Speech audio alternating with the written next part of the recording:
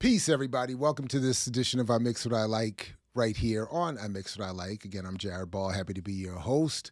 I love when this kind of stuff happens, and unfortunately, it happens more than I can keep up with. But to a certain extent, when I can keep up, I appreciate it and am happy to engage. So I was reached out to a couple of weeks or months ago by our next guest, the author of a very interesting new book titled Black Iconoclasm, Public Symbols, Racial Progress, and Post-Ferguson America. And the author is Professor Charles Athanasopoulos, who, among other things, is an assistant professor of African American and African Studies and English at The Ohio State University. So we got to chop it up a little bit about his book and about Afropessimism, Judas and the Black Messiah, and more. So I hope you enjoy it. And to the patrons and channel members who are getting to see this first, thank you very much and salute. And to those who are having to wait to see it when it's released to the broader channel because you're not patrons or channel members, again, reconsider your life choices. But in any event, please do like, share, subscribe, support the platform however you think you can. I look forward to the comments on this episode. Enjoy. First of all, welcome and congratulations on the work. And thank you for sharing it and being willing to come through. And let me just get you to lay out, before I raise any questions, because I definitely will need some help. Tell us what you have intended to do here. What is the work? Tell us about the book.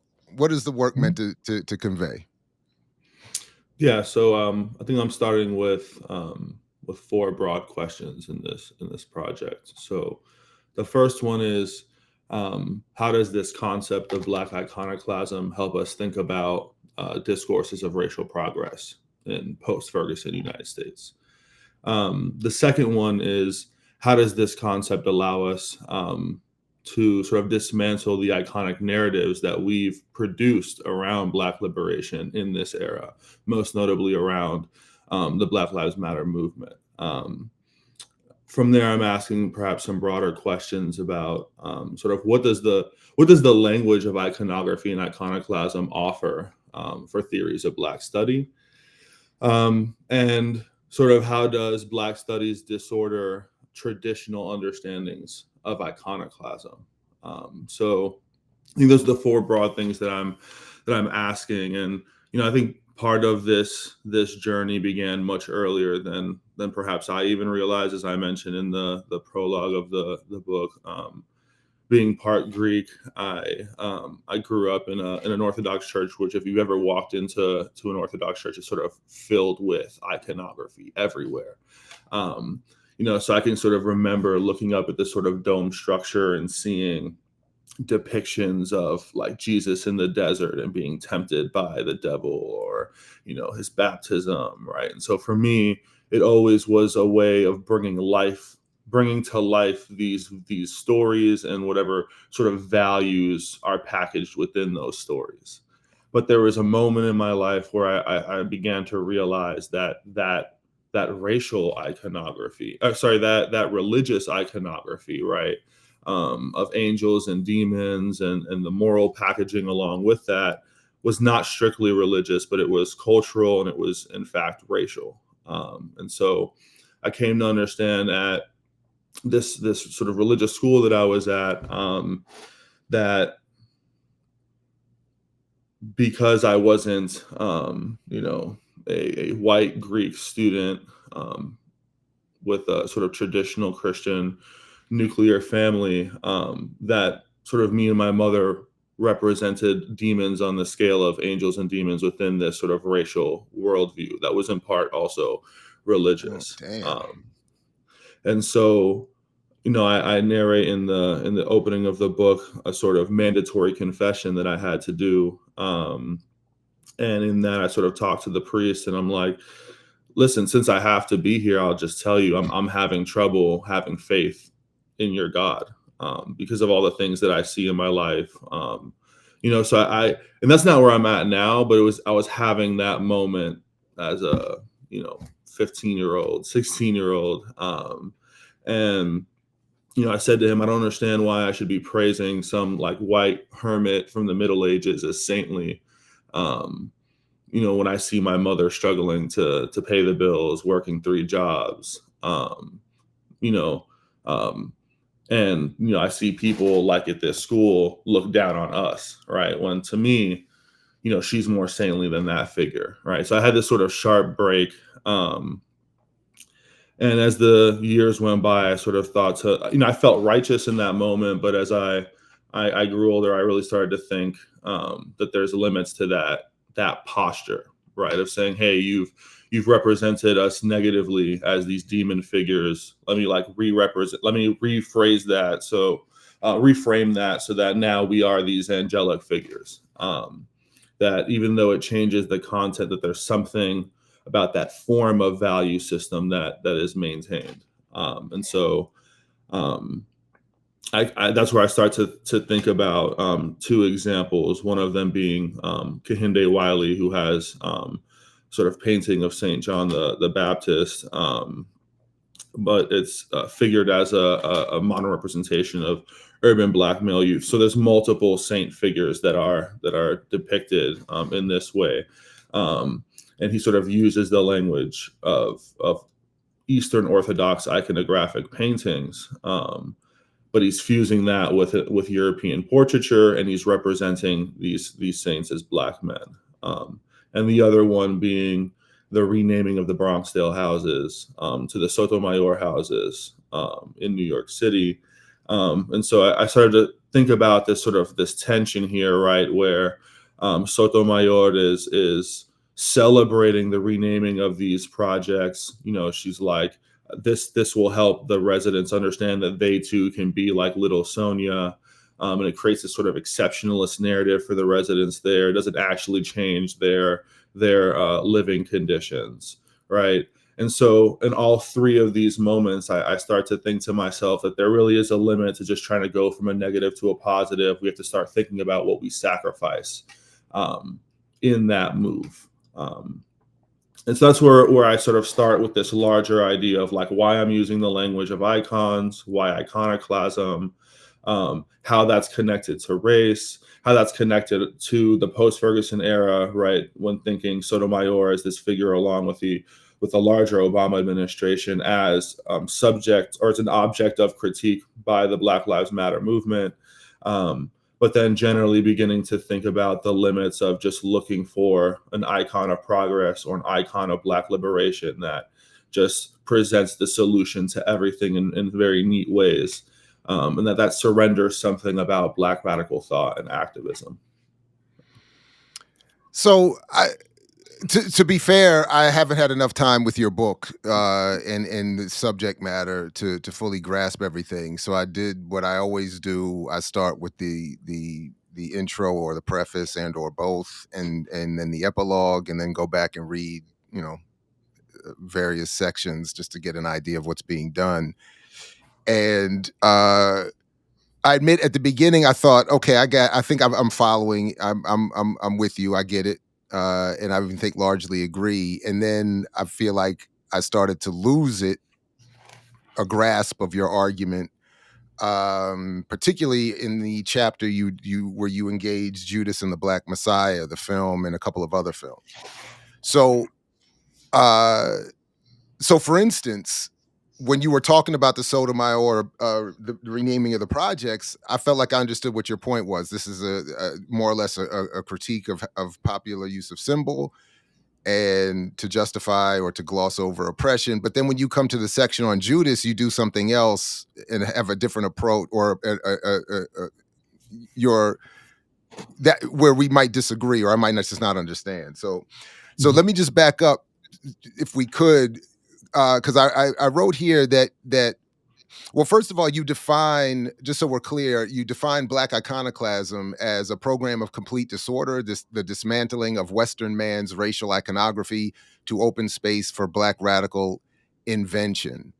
So I did want to start with that and ask you to elaborate there, and to in the language that I'm admittedly more comfortable and in grasp of.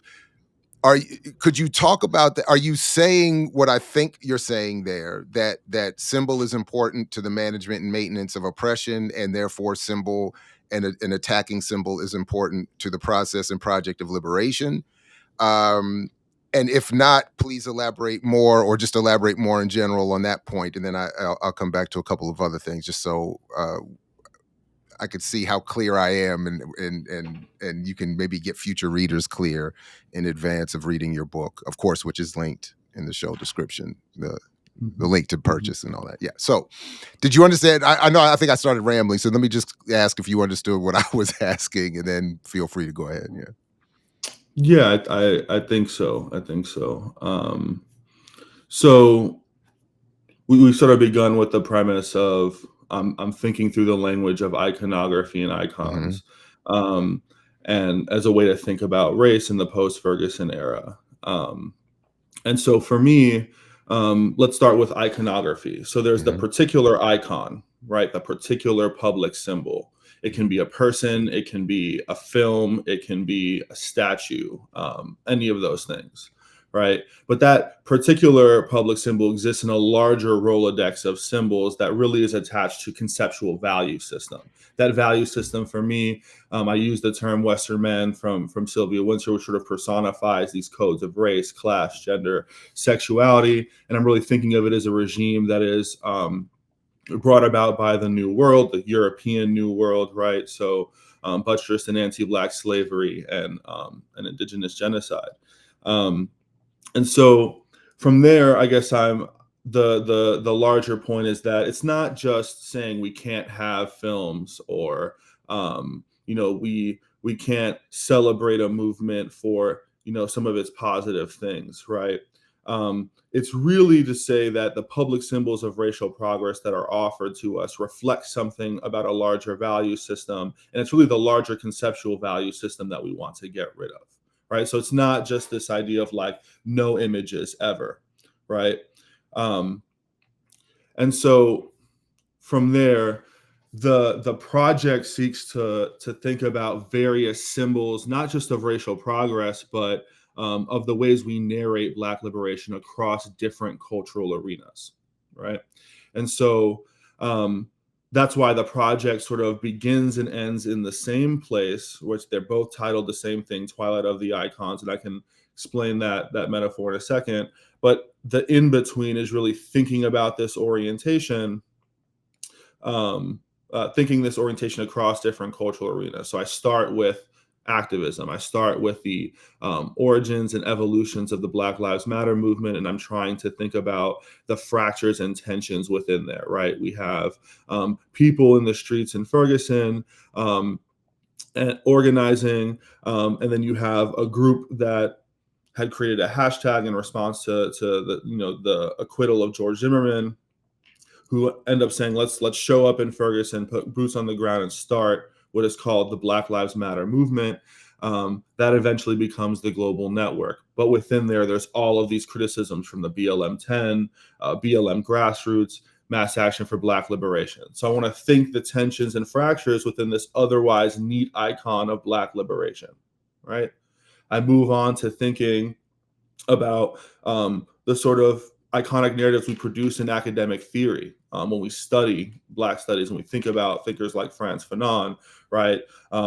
Where oftentimes we sort of reproduce a closed canon where there's just one authentic interpretation, and it sort of destroys space for constantly revising our approach to Black liberation. And that kind of gets to that quote that you mentioned, right, of Black iconoclasm as embracing a program of complete disorder. So that's coming from Frantz Fanon in The Wretched of the Earth, right, where he's emphasizing that beyond any teleological blueprint we can produce, some image of the post-colonial nation, of a new blackened world, that process of antagonizing and refusing the current order actually produces the space for all these different types of inventions, these responses to Western man. What I'm saying, though, is that negation of the anti-Black world right? It doesn't just stop at negating that. All of the things that we produce, right, in response to it also have to be interrogated for how it exceeds the current world, but how it also contains the residues of the thing that it's trying to work against, right? And so actually that's where that more nuanced framing of Black iconoclasm comes in, where across all the chapters I'm thinking, what are the excesses and the residues in this cultural object that I'm looking at, right? So in BLM, right, where are the things where it's resisting, it's exceeding, it's creating these possibilities, and where are the moments where perhaps the residues of Western man threaten this iteration of the Black liberation movement?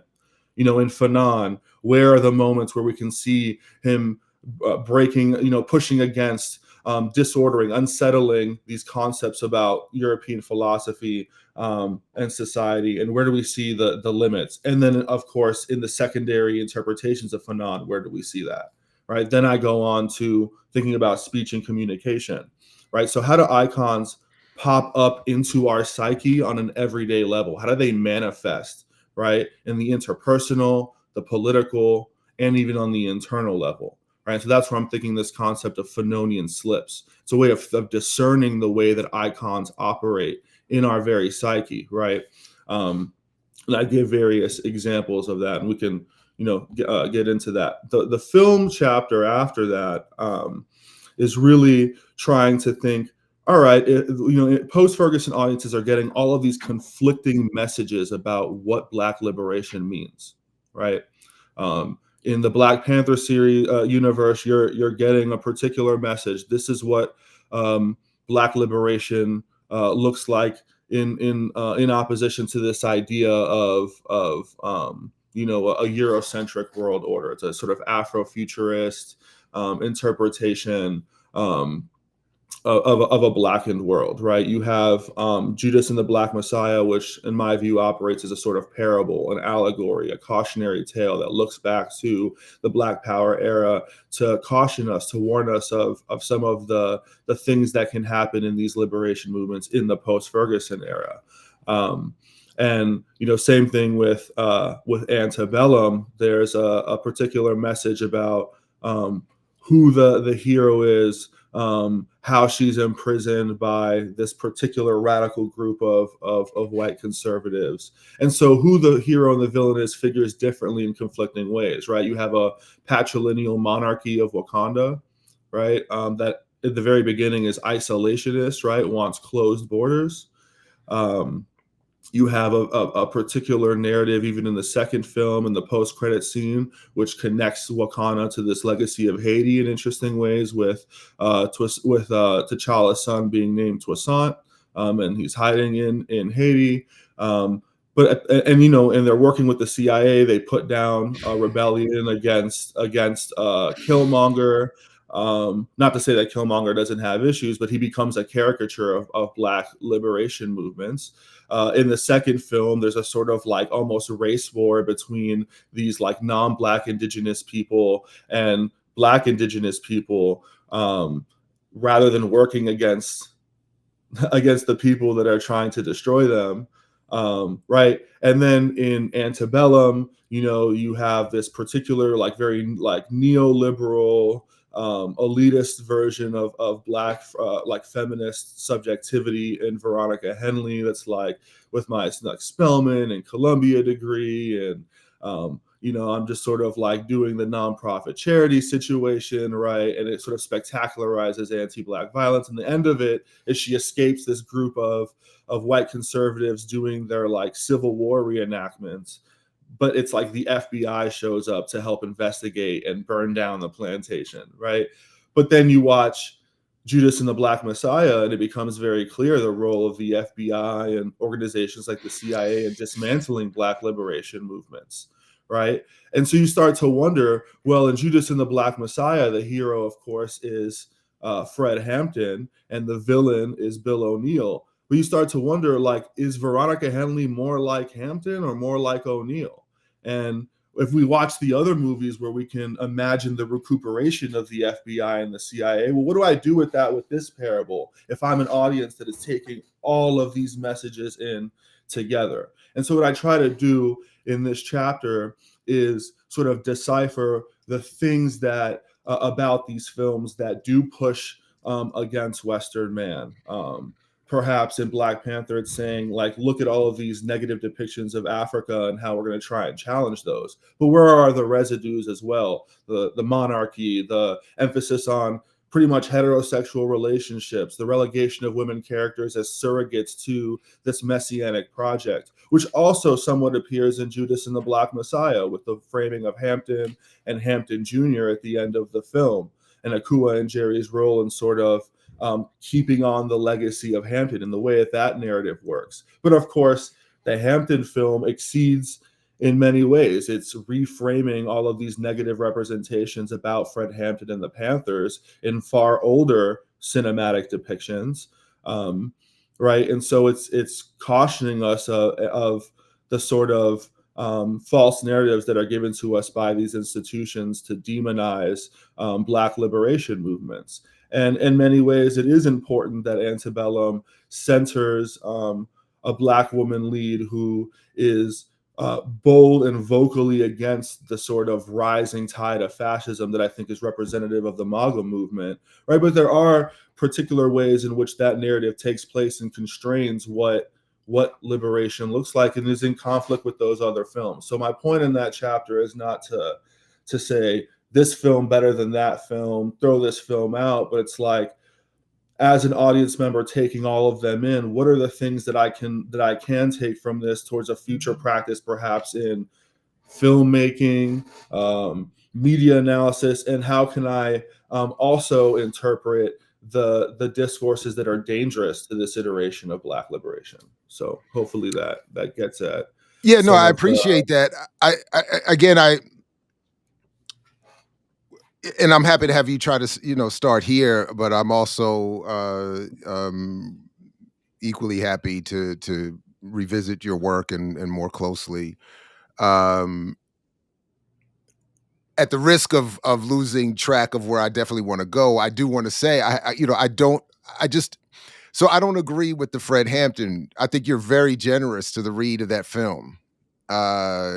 So for instance, I just noted, where Hampton may be the hero, he's not the subject of the film. And I've always argued that this has been by design, that this by design is a structural flaw of the film. By centering O'Neill and making him the subject, it automatically, even in the most well-meaning of efforts, it automatically means you're going to do a disservice to what for me are the most important parts of the Panther history and narrative, which are the politics, the goals, the organizing. So I think you're right to point out that some recovery is done in the film of Hampton's image. I think more recovery is done for the image of the state, because the film subtly puts all of the negatives of the FBI in the single one man of J. Edgar Hoover, and then even give us a good white male FBI agent to play off of as a good guy.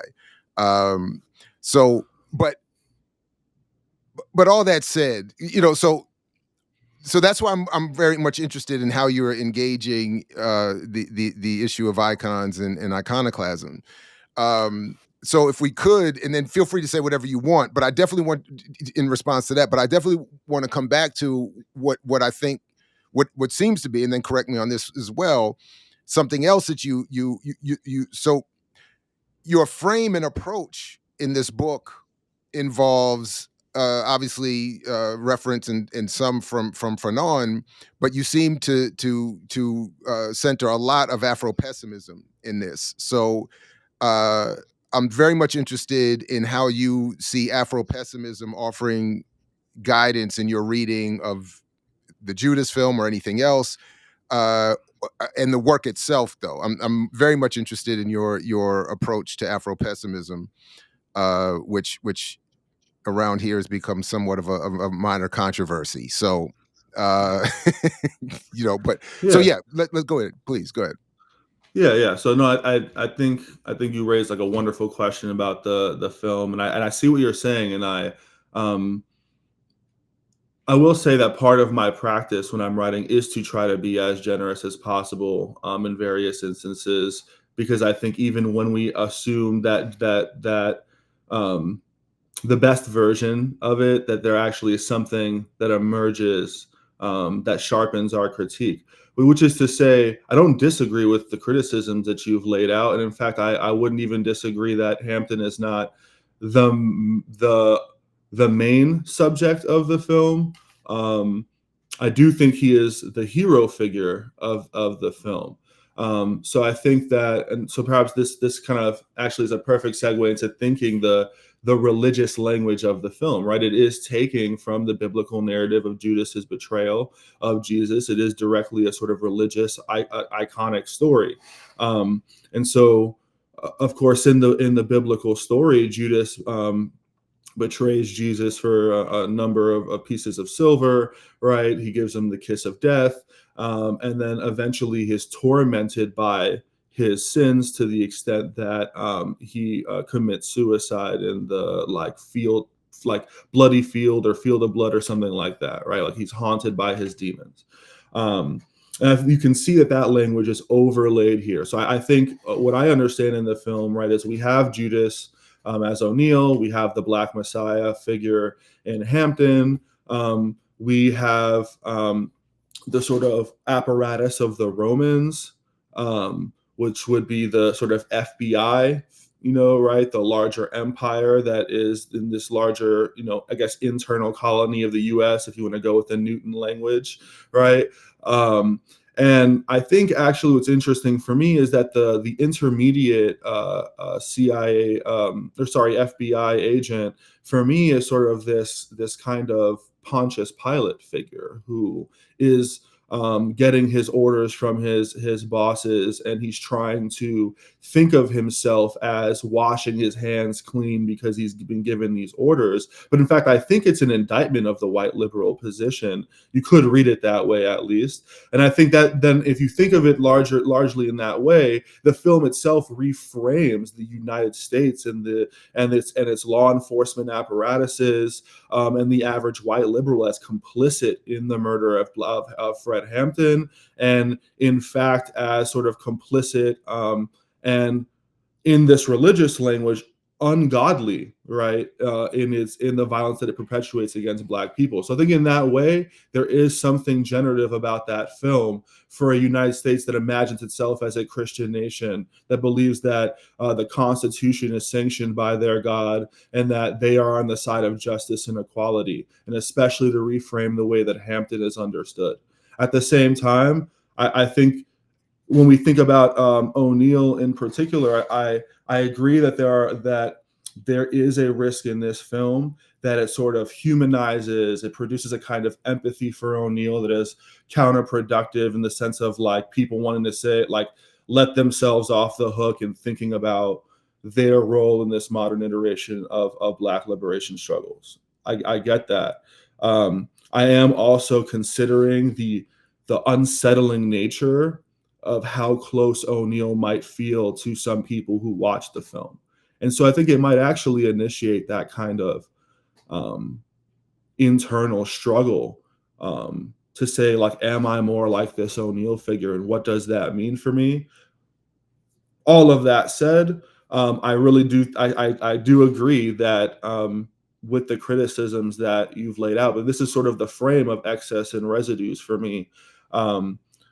Like whatever audiences may think about their rendering of the film, there are still lessons to be learned from that film. Just as I say, I think that there's an issue with kind of framing Hampton through this notion of messianic masculinity, which has been a tradition in Black liberation organizing, thinking Black liberation theology, thinking the idea of a talented 10th, thinking the creation of schools for the Black, male savior. There is that tradition that I say that I'm not really beholden to, and I think we can see that in the framing of Hampton, the role of Deb Johnson or Akua and Jerry at least in the cinematic depiction, right? That kind of creates this narrative of like Hampton, this messianic leader, this Jesus figure, right? He has his crucifixion.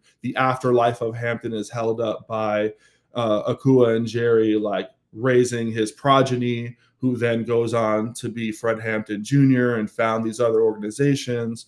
And so there's an issue with that kind of narrative as well, I think. And there's an interesting narrative around Black motherhood and the role of Black mothers in activism. There's these moments of Deb Johnson in the film wrestling with being pregnant, like, this scene where she's like, "Are you a bad motherfucker, just a bad mother?" Right? And Hampton isn't necessarily very understanding in that moment about her fears. There's these conversations about, "I've dedicated myself to the people," and she's like, "Yeah, but what about us?" Right? And so I think those conversations emerge as well. There's also moments where Hampton is very harsh with his audience in the opening of the film, where he's like, "I don't want to hear about poetry. I don't want to hear about these sort of reformist things." And of course, I'm not a reformist, but there's this moment where Deb Johnson says to him, like, "You are a poet," and there is a connection between like the literary work and the like organizing work, right? And but for me, and if I could, so that, because for me that scene or that part that you're talking about was a major problem for me. So that for instance, instead of engaging the film in an artistic and creative way to show us how there was this conflict between revolutionary nationalists and cultural nationalists, we just get sort of the dismissal and then this brief conversation with Akua. Similarly, he's not targeted for assassination because he's struggling with what becomes a trope in these kinds of films of being the activist who has to try to balance time with his family and loved ones.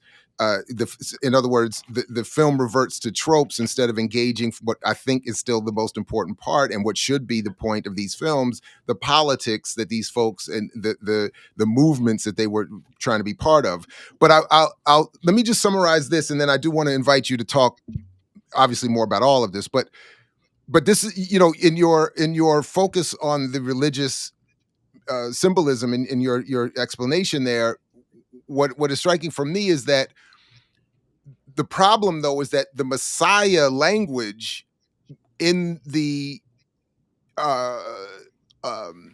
documentation and in the mouths, so to speak, of the state, of the FBI, may have a biblical allusion to it, but it is very material and political, meaning a Messiah who was going to, what was said of Malcolm X, to bring Black people into radicalism and Black radical nationalism and so on and so forth. That was the fear of the state, not some allusion to the biblical mythology. But if we follow that mythology, I think the film still does exactly what the religious mythology is meant to do in defense of the state and castigating an undeserving villain for the crimes against the so-called Messiah. So, for instance, as a Christian nation, this, as you pointed out, this country, its target mass audience has been conditioned to want absolution from the state for the killing of its savior. And that's why we get the state or the FBI being itself saved by having all of its villainy put on one Hoover as opposed to the state itself, and giving us this white heroic FBI agent, the mythologized fictitious one. But it's the state who is being saved, with the focus of the assassination of Hampton, or the Messiah, being the Black Judas, or in like the real biblical, well, not the real, but the mythologized from the biblical tales.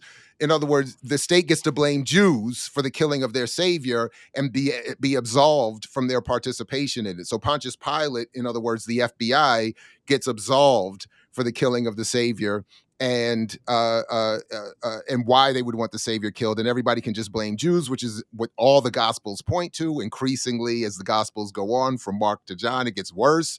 And that's what I think the film is meant to do, and why they're happy to use, or as an industry, those references, because Messiah and Judas get taken out of the context of COINTELPRO and put back into the biblical context, all to absolve the state.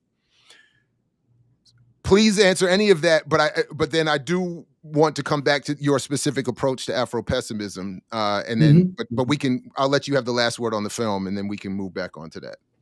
Yeah, I agree with everything that you're saying. All of that makes sense to me. I mean, I will say, I'm I'm aware that the documents framed, the COINTELPRO around stopping this Black Messiah figure, and sort of we see that even in the opening of the film with that sort of montage and then Hoover. But I think you're right in saying that it, in many ways, the film could be said to sort of save the state or these institutions from criticism. And I think from I think in this chapter, at least in my my intention is not to say that these films are necessarily revolutionary in total or anything like that. I think the way that I'm approaching it is to say that, and this is part of the framing of Black iconoclasm, is that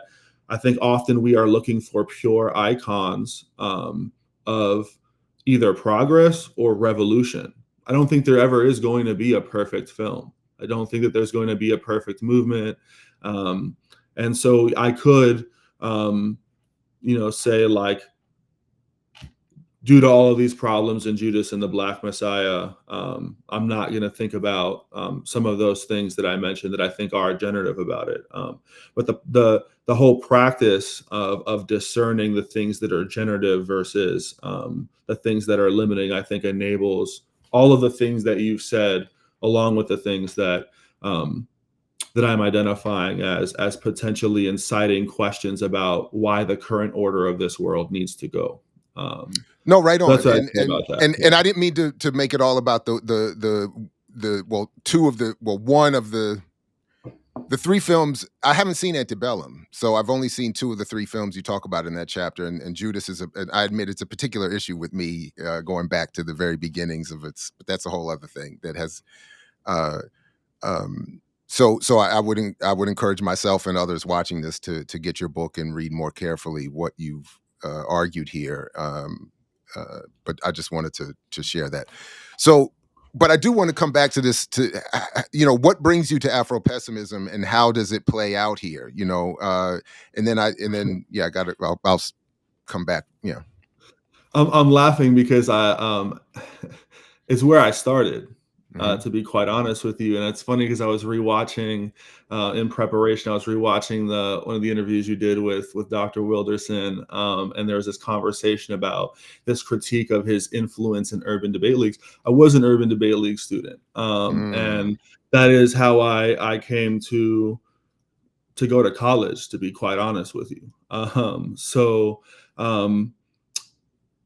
Yeah, I started in high school. I was working with some mentors, most importantly, Rashad W. Evans, who really took me under his wing when I was 16 years old, and we started reading Wilderson's Incognito, Red, White, and Black, Jared Sexton's Red, White, and Black at Amalgamation Scheme. 16. I didn't say that I understood Good all Lord. of it. You know what I mean? What was he doing to you? That's intellectual abuse. No, I'm just playing. That book is rough. I can't imagine being 16 and trying to grapple with that. I'm 53 and can barely hold on. So yeah. Jared Sexton's Amalgamation Schemes became important for me as a Afro-Puerto Rican in thinking about these narratives of race in Latin America. And that's sort of how I got to Fanon. And early on, I think one of the first books I ever really read and digested and took notes on was Charles W. Mills' The Racial Contract with one of my mentors, Daryl. So, for me, Black study and in fact, the Afropessimism was one of the things that gave me a vocabulary at a time when I was unsure how to respond to the discourses of post-racialism and color blindness and people of color blindness. It really gave me a language that I didn't have. And so when I say I'm thinking, when I'm having that conversation with that priest in Mandatory Confession, those people are on my mind. That's who I'm antagonizing. I'm refusing.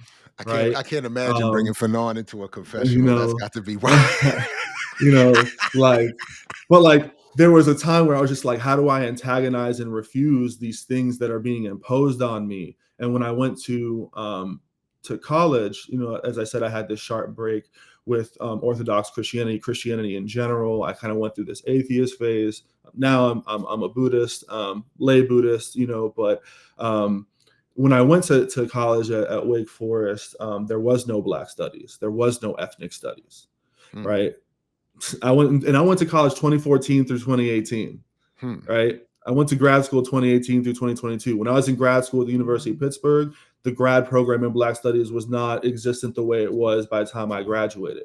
So for me, the option, and I went to Wake because I got a scholarship for debate, right? So for me, like, I went to the grad school I went to because my partner was going there, and that's where I needed to be, right? So for me to be in a Black Studies program, I just didn't have that opportunity. And so paradoxically, I ended up in a department called the study of religion, where my advisor, Ron Neal, was thinking about whiteness as a religion. I was taking classes like capitalism, charisma, and color, right? Black Messiahs and Uncle Toms, right? Like, these are the classes that I was taking there. And so, but all of this time, like, I'm reading Afropessimism. I went into college with that being the base thing that I was thinking through. And so fundamentally for me, Afropessimism offers a kind of diagnostic against the anti-Black world, one that says it's one that's premised on Black social death, right? Gratuitous violence, general dishonor, natal alienation. Those things scaffold the white psyche, the non-Black psyche. So that's both on institutional level, but also on a cultural and psychic level. And that informs the way that I'm reading iconography as this thing that traverses these various levels of society, that establishes a white over Black scale of angels, of demons, and that the entire scale needs to go, rather than us trying to bring, as I think as Wilderson says, instead of trying to bring the dead to the living, bring the living to the dead, dismantling the entire iconography. And in fact, Wilderson says in Afropessimism that Afropessimism is too iconoclastic for humanist political trajectories. That's in fact the language that he uses. And so for me, Black iconoclasm then is a matter of how do I really, if the idea is to try and bring about the end of the anti-Black world, right?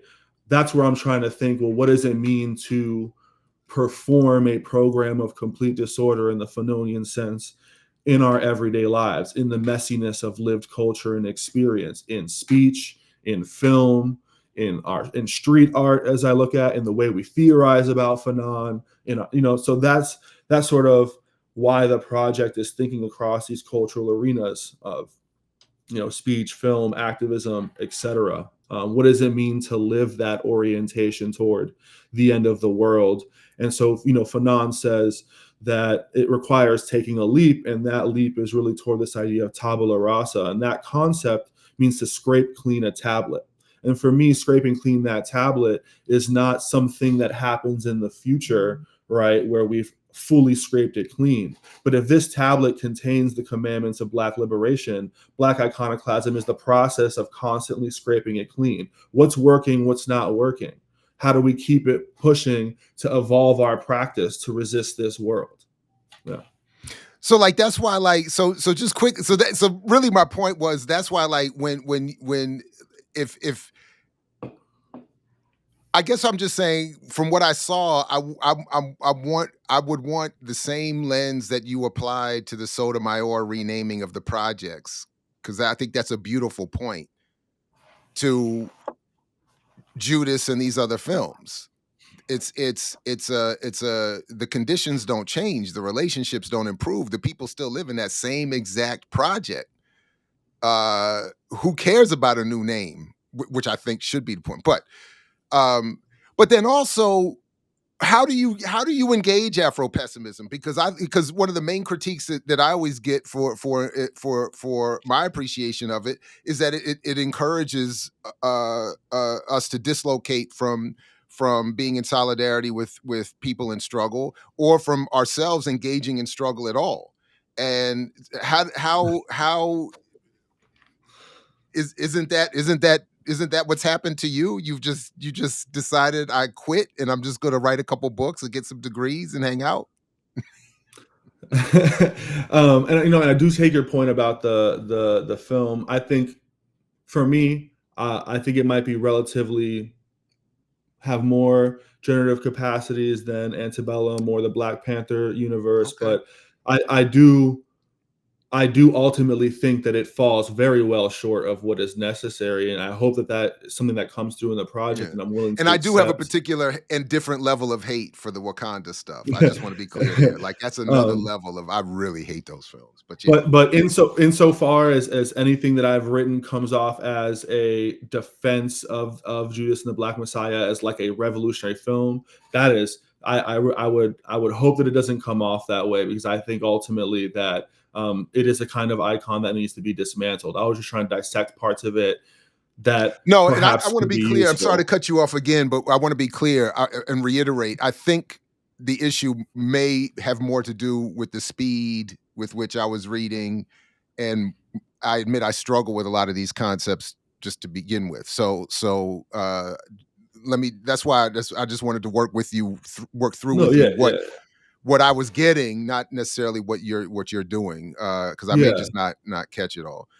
So But yeah, go ahead. Yeah, keep going. Yeah. so this question about like, let's start with the like doing nothing part. So that just doesn't ring true to me at all, to be quite honest with you. And you know, this is not just all that I do personally. For example, I am an active member of the Puerto Rican Independence Party. I was the president of the Washington State Diaspora chapter for 2 years.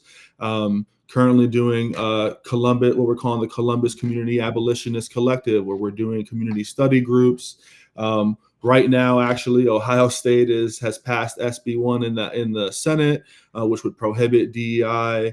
And you know, they've cut the ODI. The Office of Diversity and Inclusion is gone. Black Studies is perhaps going to be cut, and so we're holding town hall tomorrow. We're going to a day of action on Tuesday. I'm going to the collective community study group on Wednesday. We were asked to be formally invited to the BSA to work with our students against this legislation on Thursday. So, you know, I may not do everything. I'm sure I could do a lot more, but I'm definitely not just But you know. Afropessimism hasn't taught you to not engage.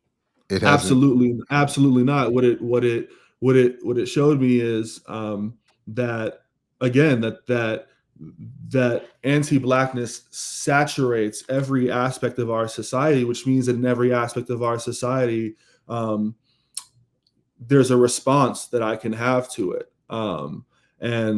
And what I hear from Wilderson and Sexton and these authors is to take up this mantle of antagonizing and refusing this anti-black world, to create space for this new thing. I don't know what that thing is, but I know that this needs to go, right? And I know that I don't have the answers. None of us on our own have the answers, right?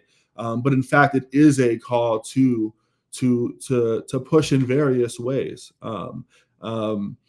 Now, for example, when I'm thinking about BLM and the global network, that to me is an example of how Black iconoclasm as a concept and Afropessimism in general can be useful to thinking on the ground in real time. Like, how is this movement, how is its image being formed, how is the political platform being sanitized, what is the transparency between the national organization and the various local chapters. They start to have disputes like, can we use the BLM moniker?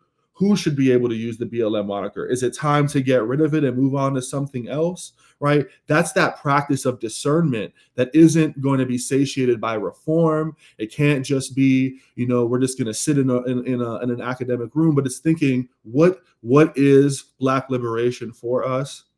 And how do we constantly have a practice of self-reflexiveness where we don't fall in love with our own image, even as we're trying to do the right thing? And so it never was a call to just give up. The people who think that are the people who are unwilling to do the work that needs to be done, in my opinion, because as a psychic defense, because they're unwilling to do it, because they're holding on to the things that give them that psychic safety, that social safety. And that's exactly what Afropessimism is challenging. And that goes for those people who misread it intentionally to say that it's not a matter of coalition. It's not a matter. Nah. In fact, Wilderson invited y'all to the dance with death in red, white, and black, if I remember correctly. In Oh, fact, wow. the metaphor was, there's a bus ride to the end of the world and y'all want to get off at one stop first. Now you're mad because we said you want to get off? We invited you to the bus ride. What are we talking about? The Black International has always been at the forefront of trying to push together all of these people, right? Like, don't be mad when we call out betrayal. Like, I don't understand. Like, I don't. Now you got. We got feelings too. Like, you got feelings. Like, you know what I mean? And so insofar as you're unwilling to recognize that, then all right, then I guess that's what it is, and we'll have to do what we have to do. But to frame it as the olive branch was not extended, it's been extended. It's been extended, and so I don't know what else to say to that. I'm, like I'm for their liberation. Are they for ours? So one last question for me is in the immediate is I am interested in our varying and forms of so-called biraciality in our engagement in these subjects, in this particular subject. So I was, that was one area where Frank and I do disagree. This question of my relative blackness as working somehow unconsciously, even as a weight against me, and I've always felt like it's like a turbocharged power engine, But I don't really I don't have I guess I don't have a better question for him, but I am just curious how your approach to biraciality or multiraciality, whatever the language is, and how you engaged all of these subjects, but Afropessimism in particular. Yeah, I don't think I've ever personally felt like Afropessimism or Wilderson or Sexton or those authors were like calling into question like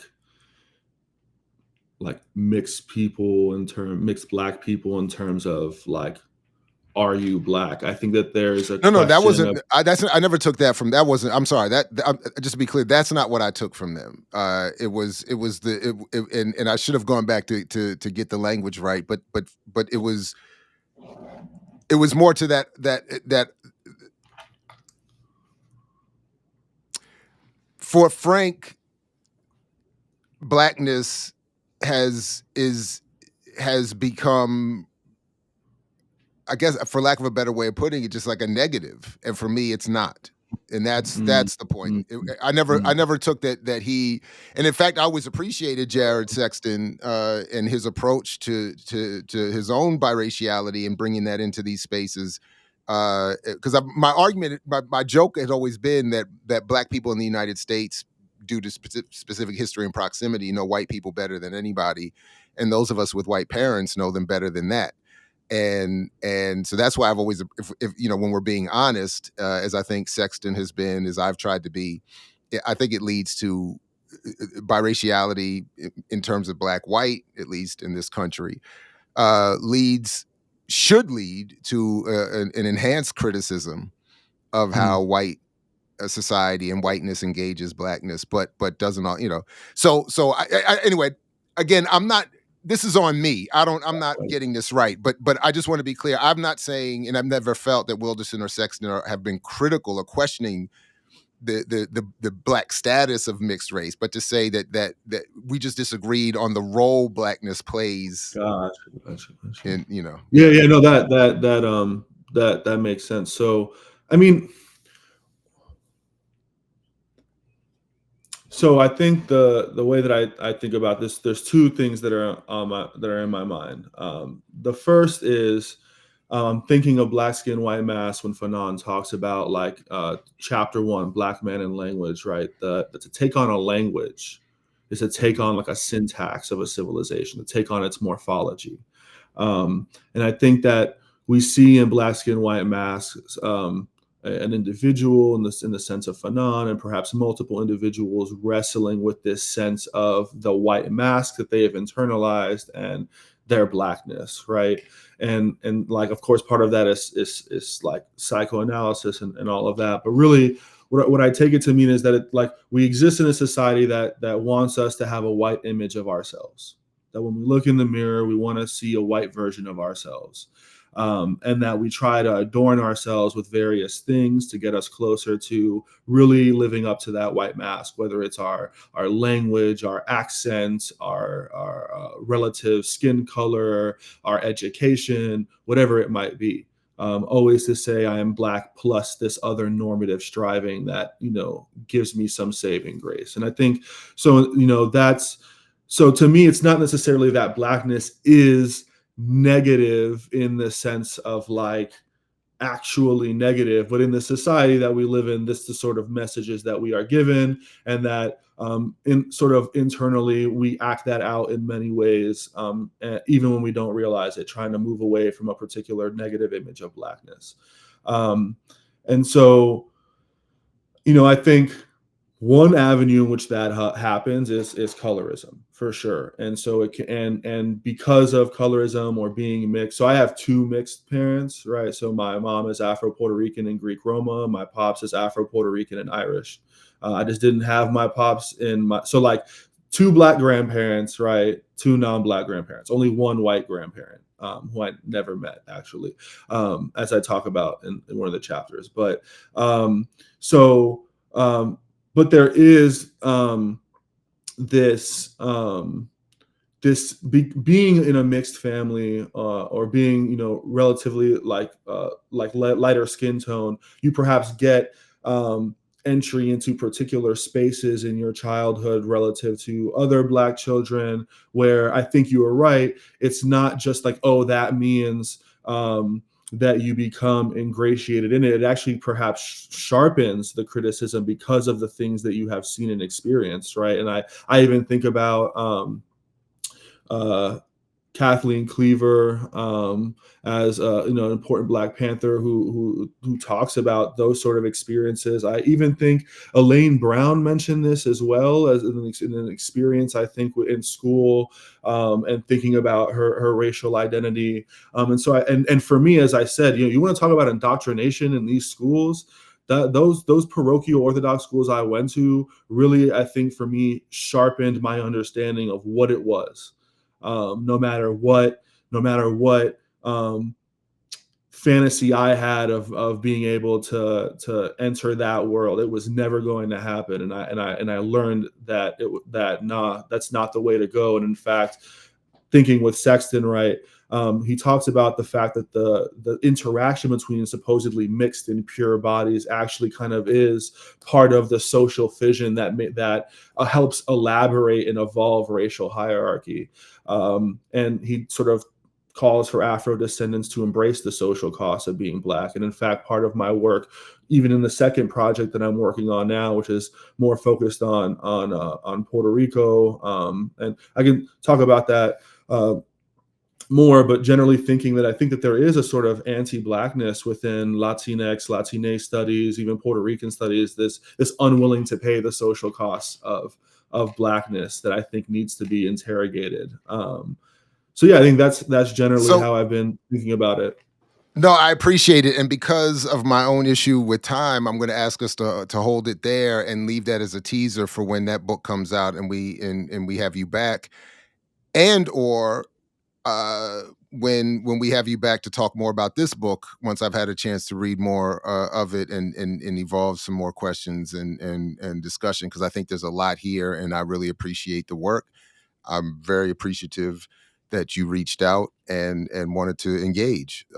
So congratulations on the book, folks. The link to where you can get it is in the show description. And any last words for now before we wrap? I'll leave them to you. Well, I just wanted to say thank you so much for the opportunity. Again, it was really great to engage with you, and yeah, I guess I just leave it to the audience. Like, where do we go from here in this age of these scandals engulfing the Black Lives Matter movement? Is it too late? Is it too early? How do we move? How do we continue to disorder, to unsettle, to find new ways of moving past this unbearable world? That's I guess the question I'll pose. Yeah. Especially given the rebranding Black Lives Matter has been trying to get with this new Eyes on the Prize series. I don't so yeah, I don't know if I you've saw seen it that. just Yeah. came out. I haven't Yeah. seen it yet. I saw it came out. Yeah. Yeah. Yeah. Check it out and maybe consider sliding in a little essay about it. Because I think my homeboy and I critique the series. I'll send you that. I'll put the link in that in the show description. You can check that out as well. But maybe if you got a little time for a quick side project, that might be up your alley. Because oh boy, oh boy. Yeah. But All right. No, anyway, I'll check it out. I'll definitely check it out. Yeah. yeah. But thank you very much, and peace to you. Only, as Fred Hampton said, if you because you're willing to fight for it. I mix what I like, what I like, what I like, what I like, what I like.